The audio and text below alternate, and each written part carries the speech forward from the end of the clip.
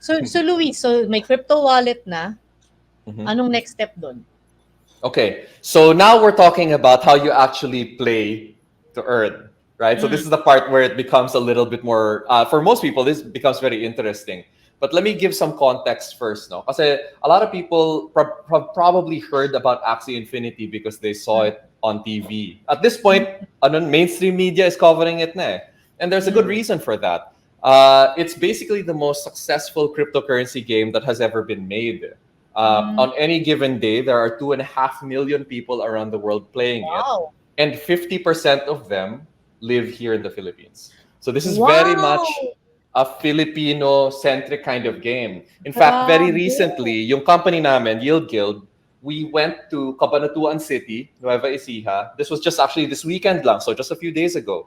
And then we held an event there, basically to say thank you to the Axie community that was there. Cabanatuan City is where it kind of all began for the Philippines. Kasi ito yung pinakamataas na number of players ng Axie Infinity, like within Cabanatuan City. So it's actually a very interesting place to go. It's probably the first conference where I've ever spoken.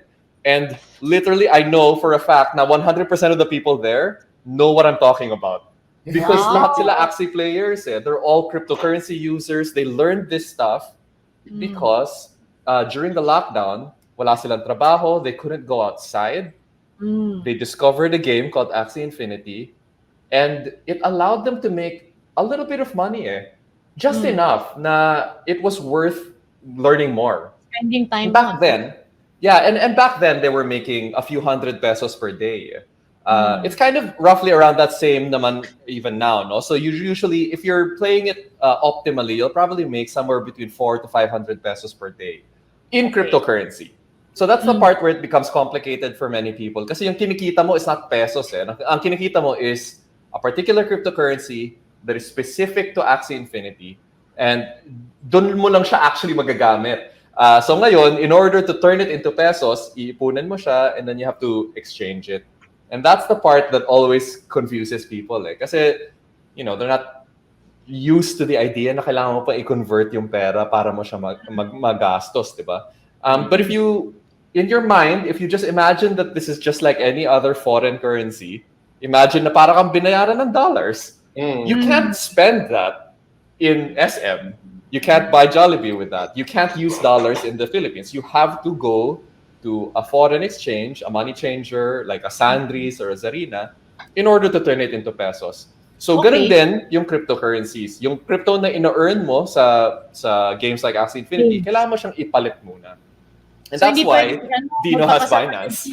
Hindi pwede si Dino magpunta agad sa caterer na magbayad ng cryptocurrency. Sa ngayon, you never know. You might be able to at some point in the future. But the reason why people like Dino have Binance Wallet is because Binance is one of the few wallets that actually accept the currency na Axie Infinity directly. And then from there, pwede mo siyang ipalit into a usable currency locally, which is pesos now for us.